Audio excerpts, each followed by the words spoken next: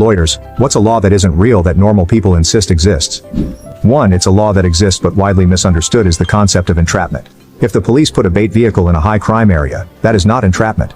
If the police are watching a bar known to overserve to see if there are impaired drivers at the end of the night, that is not entrapment. Entrapment only occurs when a Gov agent suggests committing a crime that you were not otherwise going to commit. 2.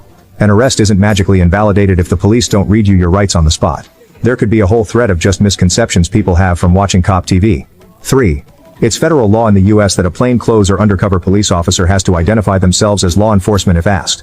No, it's not the law and they can tell you whatever the fuck they want. 4. My father, who is a lawyer. Policemen cannot lie to you. This is false. They can and they do. 5.